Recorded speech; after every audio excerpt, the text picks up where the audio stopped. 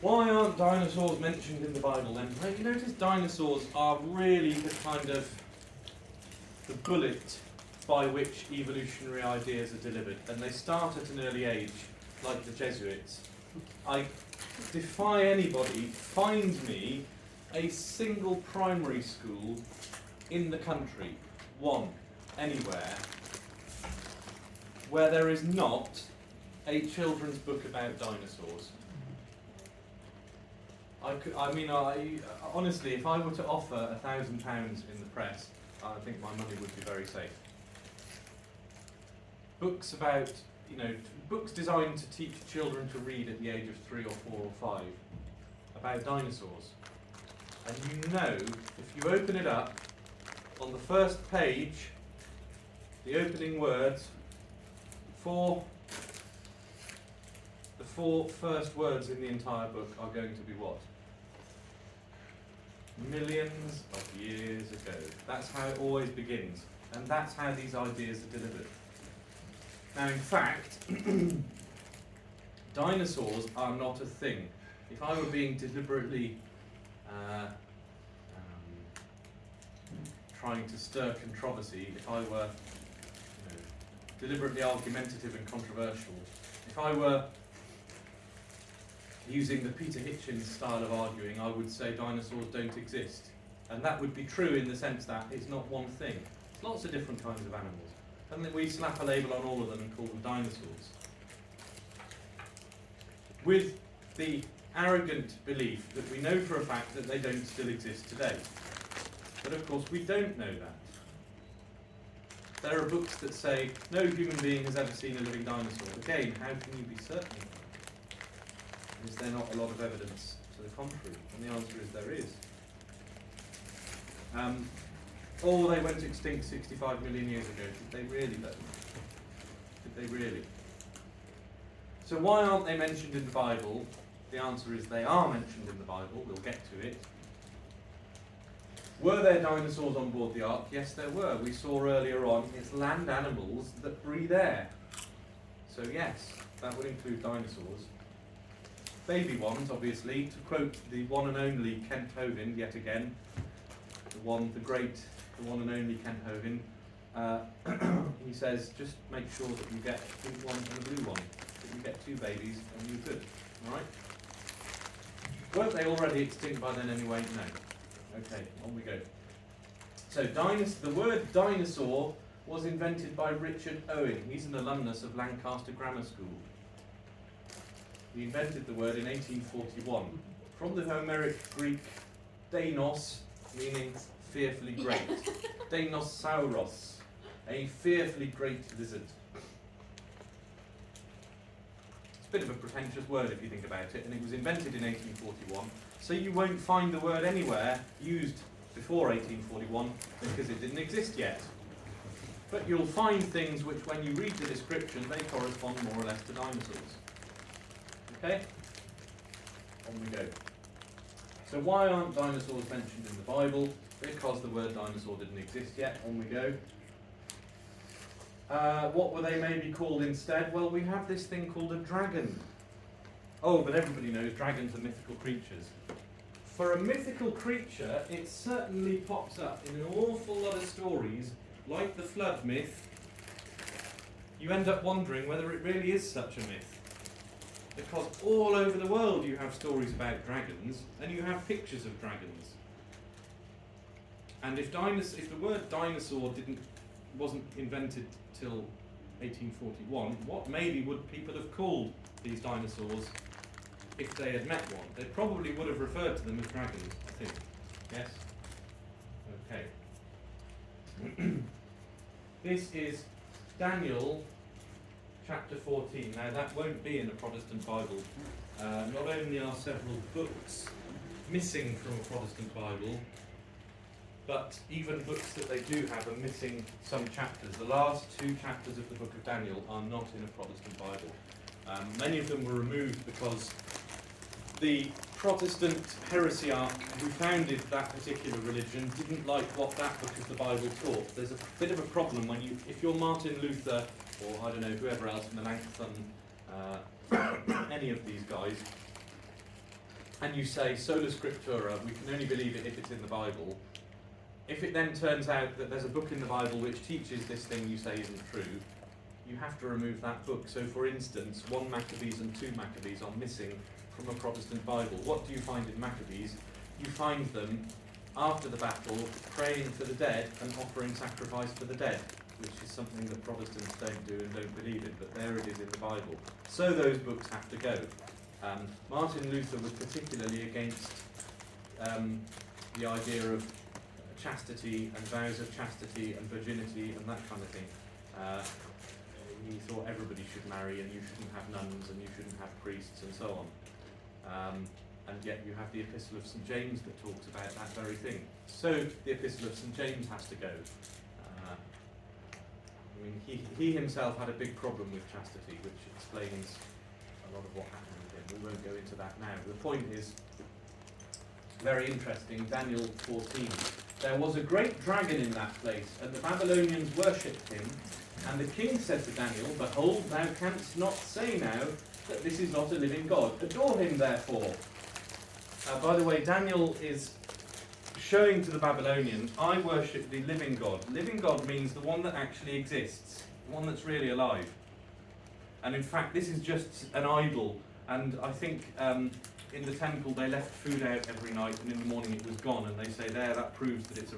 And Daniel catches them at it. And of course, the priests of the temple are removing the food overnight when no one's looking. So he catches them at it and he says, there you go, I told you it was just an idol. It's not a real thing, it's an inanimate object that you worship. So then the king says to him, well, how about this one? We worship this God, this is definitely living. And he shows him a dragon.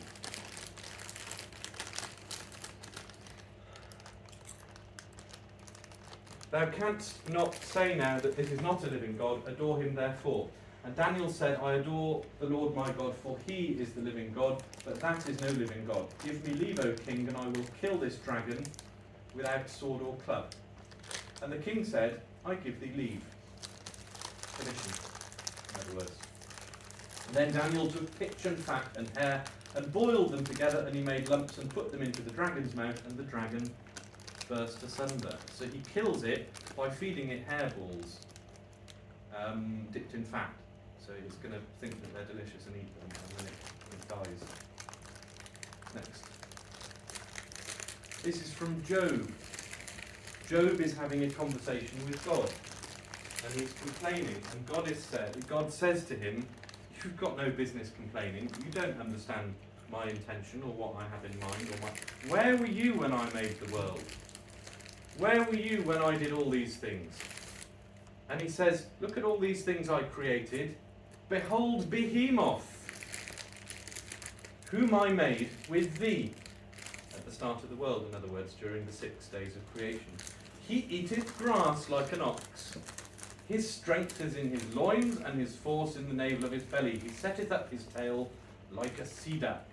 The sinews of his testicles are wrapped together. His bones are like pipes of brass. His gristle like plates of iron. He's a big old beast. He is the beginning of the ways of God. Some people suggest that that means he's the biggest animal of all the ones God made. Which is why, of course, God would be saying, behold, have a look at this guy, I made him. He's the beginning of the ways of God who made him. He will apply his sword. To him the mountains bring forth grass. There all the beasts of the field shall play. He sleepeth under the shadow in the covert of the reed, and in moist places. The shades cover his shadow.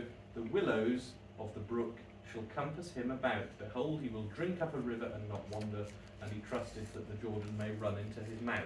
So he lives on the river bank, underneath the trees. And he's not a meat-eating animal, he eats grass, but he's so big that you wouldn't be surprised if he drank up the whole river.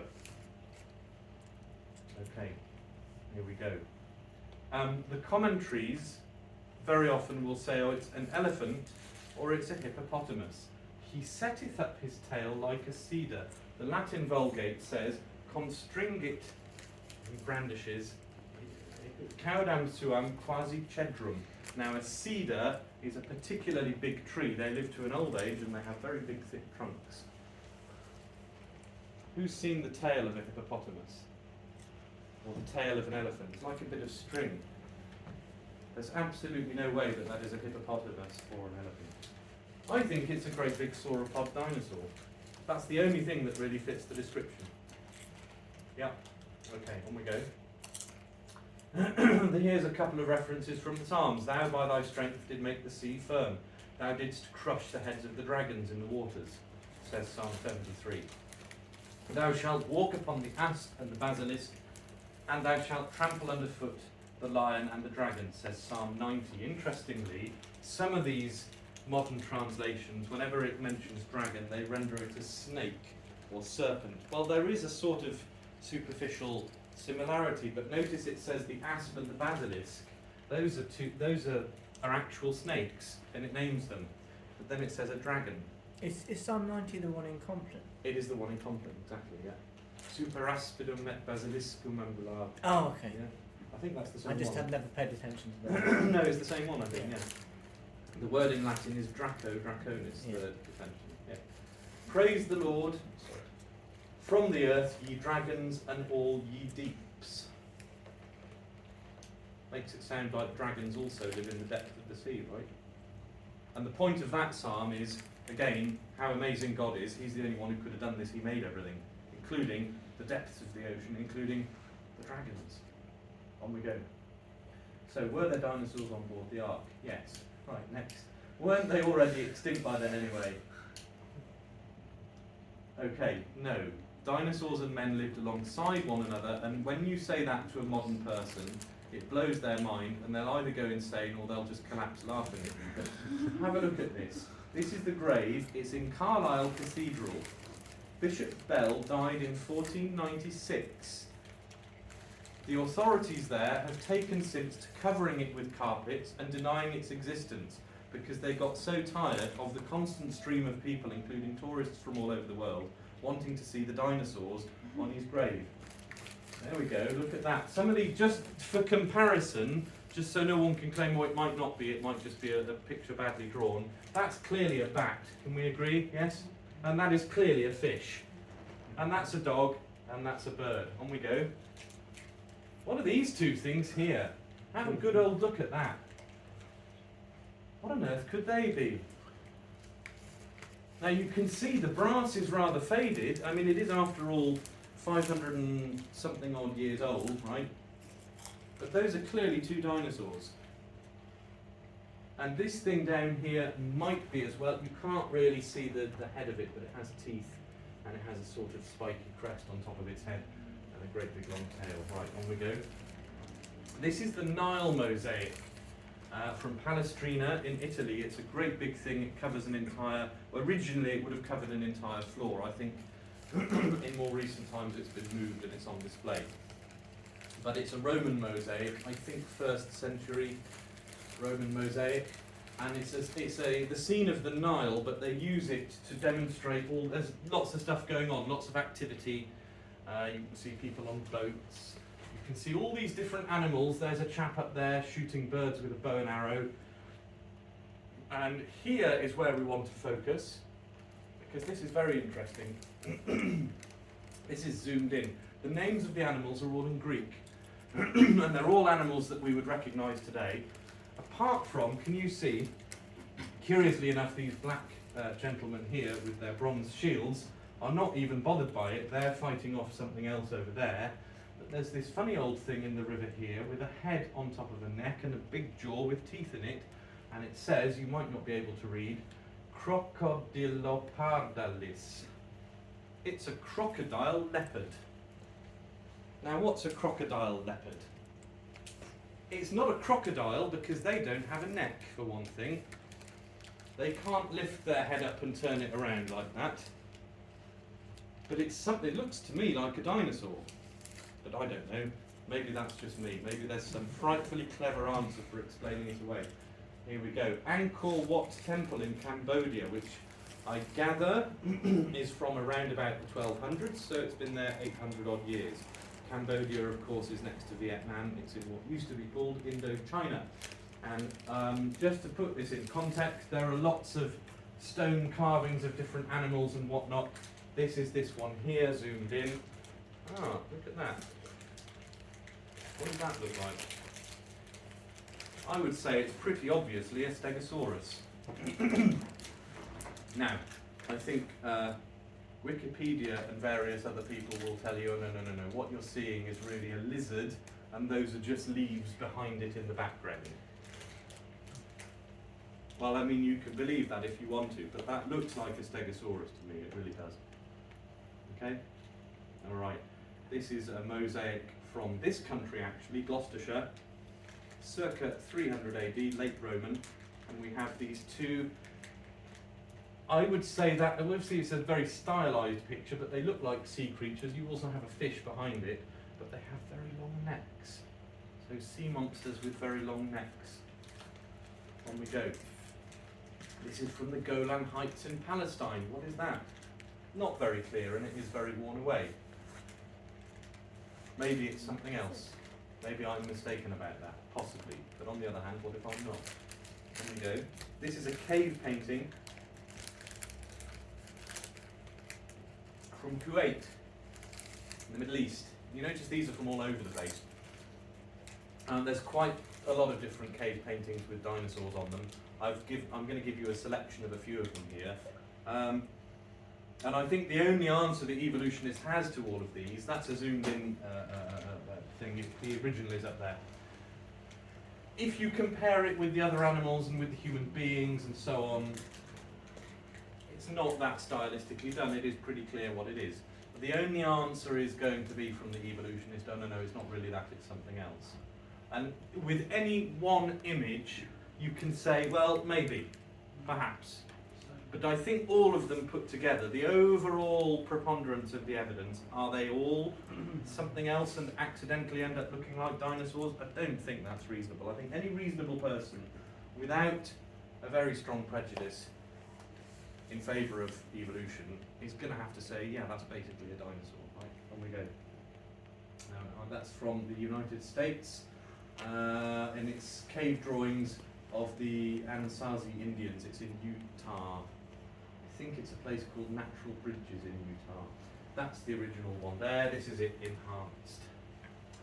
Yeah, he setteth up his tail like a cedar. Right, these are the Ica stones, which are from Peru, from between the years 100 BC and AD 800.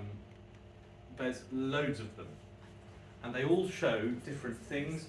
Many of them have dinosaurs on them. Some have dinosaurs and human beings. So I've picked 4 here. This one you can see a chap riding a dinosaur. This is a chap fighting with a dinosaur. He's stabbing it with some sort of knife, and the dinosaur here has got him by the leg.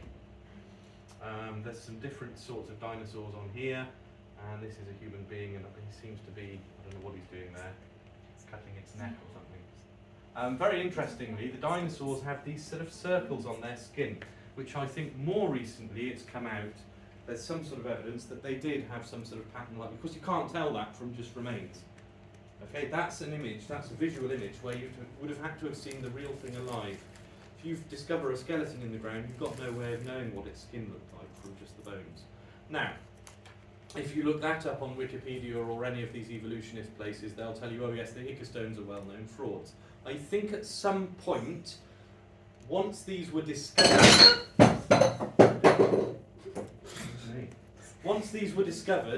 there was a trade in Ica stones because people discovered they sold for a lot of money, particularly to people in North America. So at that point, people started manufacturing them, and there were some fake ones that got in there. But that doesn't mean that all of them are fake. The original ones are genuine. The original ones are genuine, I think. Okay? But again, like I say, these can all be fake, and it still doesn't make any difference. You're going to have to prove that every single one of these things I'm going to show you, plus a great many more that we won't have time for, are fake. If even one of them is true, then there's serious problems for the evolutionary worldview. On we go, please. So, this is a Mesopotamian cylinder seal from Uruk, from Iraq. It's in the Louvre. That's the original, I forget, is it made of lead? It's made of metal of some kind. That's the impression it leaves. You roll it, and it's like a seal, like we would have a ring that you leave your impression in wax, except with this one, you roll it, and it's these creatures here with very long necks. What are they? They're not recognisable as any animal today. On we go. Another cave drawing from Peru in South America. What's that big animal that they're all standing around? Next slide. Okay. Yeah. This is the history of the Nordic peoples, Olaf Magnus, 1555. His book wasn't an account of far-off exotic people, but the story of his own country, Sweden. His familiarity with the land described, however, didn't prevent the occasional tall tale, says this website. So this is a tall tale, really. Everything else in it is maybe true, but this is a tall tale. The crude woodcut shows the noble King Harold and his loyal servant killing the dragon that was supposed to kill them. While the king drives a razor through the beast's navel, the servant boxes the poor thing about its ears with a femur and a skull. So this is from sort of Swedish history. We obviously have St. George killing the dragon in England. You find this in countries all over the world. Stories about dragons. Now just, if we take a moment out and just think about what it would be like if dinosaurs were alive alongside men. If you lived next to a dinosaur, it would be a very unpleasant experience, and you'd find that, you know, it would eat your sheep from the sheepfold, wouldn't it? It would menace your flocks, and occasionally small children would go missing, and then one day a local chap would step up and kill it, and then he'd instantly become the local hero, and people would tell stories about him for generations, wouldn't they? It would be a very unpleasant, and of course they would have been hunted pretty much to extinction. They're very unpleasant creatures to be around. Yeah. That is, I think, a more credible explanation. Right, on we go, please. This is a cave drawing in Colombia. I came across this was a year or two ago. Rock art found in the Amazon rainforest carries images of the earliest inhabitants living alongside giant ice age creatures, researchers say. This is the BBC. Now, I haven't identified any dinosaurs in there, but I just wanted to draw your attention. I included it not because there's dinosaurs in it, but simply because they at least admit here, in a moment of rare candour, that it has all sorts of animals in there that we don't recognise in these cave paintings. On we go. This is an Aboriginal drawing. The Aborigines have all sorts of stories about this great monster called Yaru, and this is a drawing of Yaru. That's them, you know, they're not very happy. Some of them have got spears, and if you look closely, you'll see that Yaru has eaten one of them. Yeah, naughty old Yaru has. He's not very friendly. There we are. Right. This stone carving is from Cuenca. What kind of an animal is that supposed to be? And this is a Nazca vase. The Nazca were a people who lived in Peru a few centuries back. This is a similar thing from Bolivia in South America. These bronze statues, I should have made a note of it, and I haven't, how old they are, but they are from Ghana in Africa. And this is ceramic, and it was uncovered in Italy again. I haven't made a note of how old it is, but it is old, as in it's old. It's not, you know, it's not something that somebody made yesterday. It's something that somebody made a few hundred years back. On we go, please. This is the Chateau Azellerido tapestry in France. There's a lion there which is sinking its teeth into, I don't know if you can see this, but it is in fact a dragon. And there's a tiger at the top. Well, you have to, okay, maybe they included a mythical animal, but they included a mythical animal in amongst real animals which are quite recognisable. That's quite obviously a lion, and that's quite obviously a tiger. On we go, please. This is from the Harley Bestiary. Now, these are books which in the Middle Ages were very, they were a thing in the Middle Ages where obviously you didn't have modern communications and you didn't have modern travel. So people liked to put together a book of all the animals in the world in God's creation. What did God make? What are all these animals? So they'd have a picture and a description of it. There's loads of them. That's the Aberdeen Bestiary, which is from the reign of Henry VIII. And the writing at the side, I think it might be paraphrasing Pliny, who says the same thing, that the dragons, they don't actually, the way they kill the elephants is they wrap themselves around them and trip them up. And sometimes it goes wrong and the elephant falls the wrong way and crushes the dragon and they both die. Anyway, on we go. Yeah, this is it. This is what it says. The dragon is bigger than all the other snakes or all other living things on earth. For this reason, the Greeks call it dracorn. From this is derived its Latin name, Draco. The dragon, it is said, is often drawn forth from caves into the open air, so it lives in caves very often, causing the air to become turbulent. The dragon has a crest, a small mouth, and narrow blowholes through which it breathes and puts forth its tongue. Its strength lies not in its teeth, but in its tail, and it kills with a blow rather than a bite. It is free from poison. They say that it does not need poison to kill things because it kills anything around which it wraps its tail.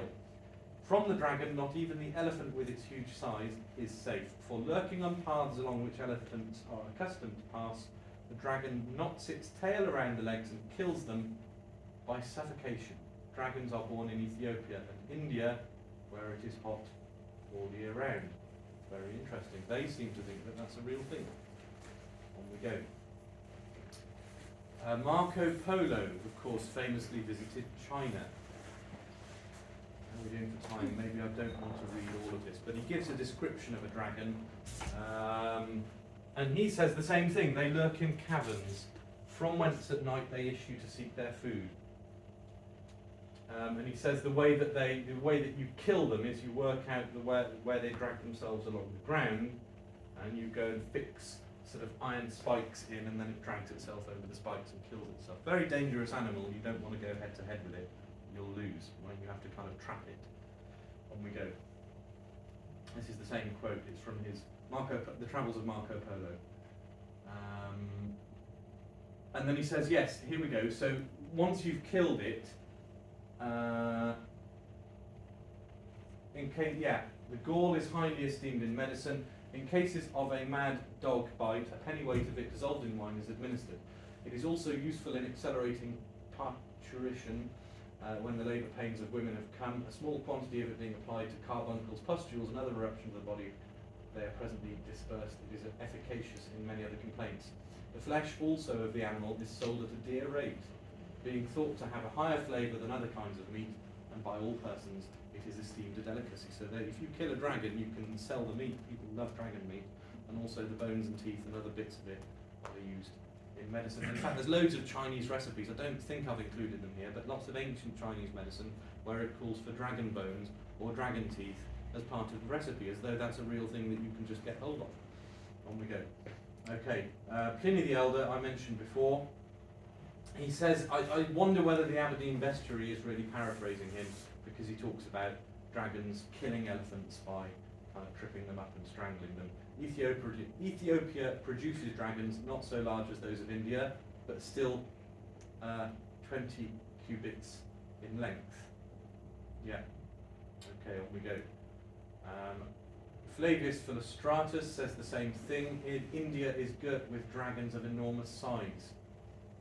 Now the marsh kind are sluggish in their habits and are 30 cubits long, and they have no crest standing on their heads, which surely means there's another kind that do, right? On we go. Alien. Right, this is Alexander the Great. Through some parts of India into commotion and took possession of others, he encountered, among many other animals, a dragon, which lived in a cavern and was regarded as sacred by the Indians, who paid it great and superstitious reverence. Accordingly, the Indians went to all lengths imploring Alexander to permit nobody to attack the dragon, and he assented to their wish. Now, as the army passed by the cavern and caused a noise, the dragon was aware of it. It has, as you know, the sharpest hearing and keenest sight of all animals. And it hissed and snorted so violently that all were terrified and confounded. It was reported to measure 70 cubits, although it was not visible in all its length, for it only put its head out. At any rate, its eyes were said to have been the size of a large, round Macedonian shield. Now, I've put an asterisk next to dragon, because that's my word. I changed it. The text that I came across was a Loeb edition, where they have English on one side and Latin on the other, and they rendered it as a snake. And in fact, the editor had put a subtitle into the text which said a monstrous serpent. But did it say Draco? It does, yeah. Well, it's in Greek. Well, that's I'll what show it's... you. Oh, okay. I'll show you. On we go. Right, there's the text, there's the Greek on one side, there's the English on the other. 1959, translated by Schofield, who I think was the librarian of Cambridge University in the middle of the 20th century. Anyway, so and that's how he look at that. A monstrous snake is his subtitle. So what's the Greek? A serpent. Well, I'll show you. Here we go. Drakon. Eta hodrakon estheto. That's hodrakon. It's a dragon.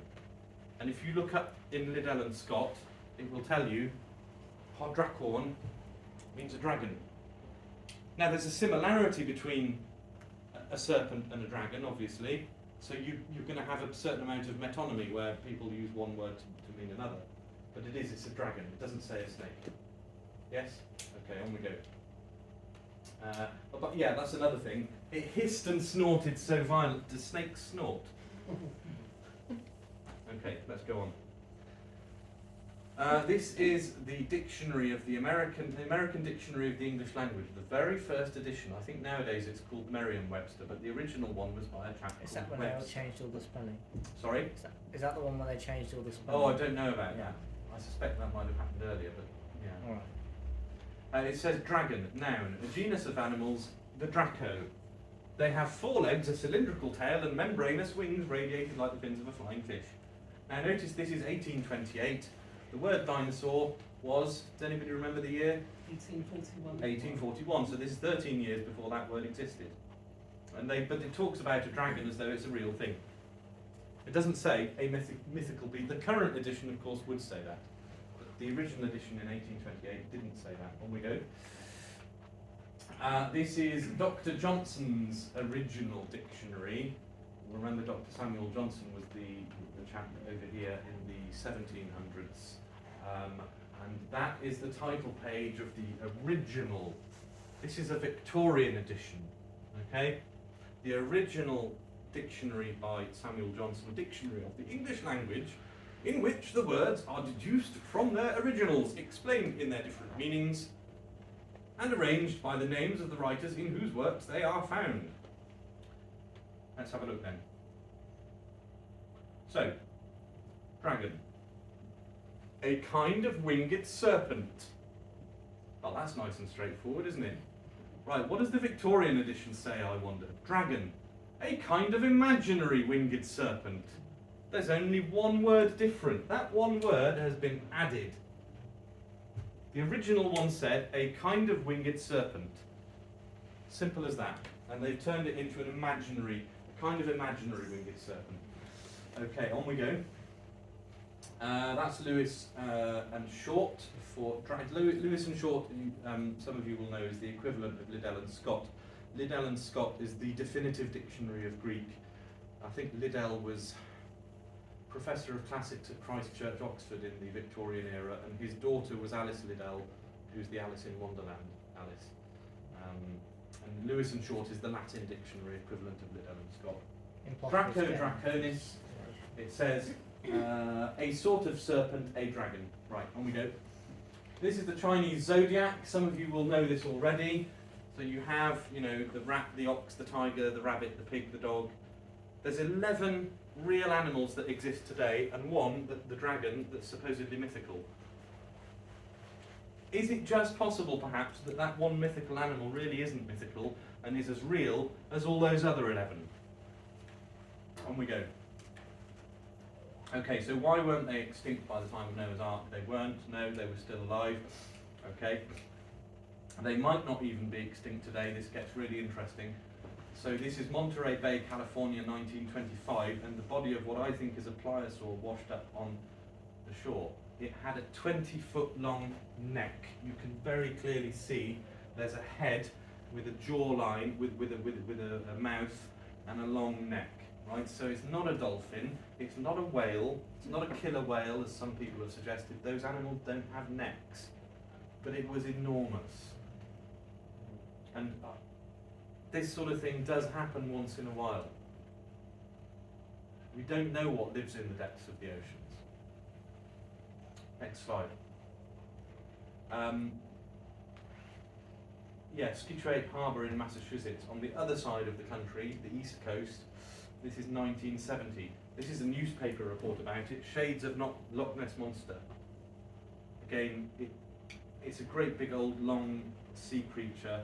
Unfortunately, I couldn't get a clearer photo than that, but I think you can sort of see it has a neck, it has a head, and it's massive, and it kind of has flippers and whatnot. On we go. This was in the 1970s. Now, the claim out there is that this is a basking shark. They pulled this out of the water. It was already dead, and it had already been decomposing for some time, and they threw it back not long after because the smell was unbearable. But they thought it was a plesiosaur. Now, look it up on Wikipedia or anywhere else, and even some creationist organisations will say, no, it's a basking shark. Maybe. That's a commemorative stamp that the Japanese government issued, okay, afterwards. So they seem to think it was really a plesiosaur. Anyway, on we go. This is 1990, Oregon, so the kind of top left corner of the USA, another sea monster. Look at it, it's enormous. Great big long tail. What is that thing? I don't know. But it could be a dinosaur, could be a sea monster. On we go. Just a few more recent examples. This is from 2022, October, 3 months ago. A mystery sea monster the size of a truck with long white hair washes up, mystifying beachgoers. Okay? And they just say, oh yeah, we don't really know. A similar creature washed up on a beach in the Philippine province of Oriental Mindoro in 2018. We don't know what it is. On we go. That was, I don't know, I came across that. I honestly don't think that is a dinosaur. It might not be, it might be. The point is, it washes up on the shore and they say we don't know what it is. Okay, and that was 9th of December 2022. That's about a month ago. So I'm just making the point, this kind of thing happens all the time. Stuff washes up on the shore and people don't know what it is. On we go. Okay, it's Nessie, mystery skeleton washed up on Scotch beach, leads to speculation that it's the Loch Ness Monster. There it is there. And there's a chap standing on top of it. This is the Scotsman. Again, is it a dinosaur? Any one of these things might not be. But it has to dissolve this silly, arrogant notion that we know everything and we know all the animals out there, and dinosaurs don't exist and no one's ever seen one. How do we know that for certain? How can we both be so sure of that? On we go. Sea monster mystery beast washed up on British beach, leaving experts baffled, says this headline from 2000 and, I can't really read that, is it 2018, 2008, something like that? 18, so 5 years ago. 4.5 years ago. A strange 5-foot-long carcass of a sea beast turned up on Rossley Beach in Gower, Wales, leaving locals terrified. The dead monster has a long head with a huge jawline and a slim tail. Kind of looks like a dragon, doesn't it? Doesn't look like anything I think anybody would claim is alive today. Next. The Loch Ness Monster, I put this in here because there's always someone who's going to ask about it anyway. That's Wikipedia, which gives a list of all the sightings. St Columba, which we'll come back to, and then there's like 1 or 2 in the Victorian period, and then it jumps to about 1933, and all of these are from the 30s.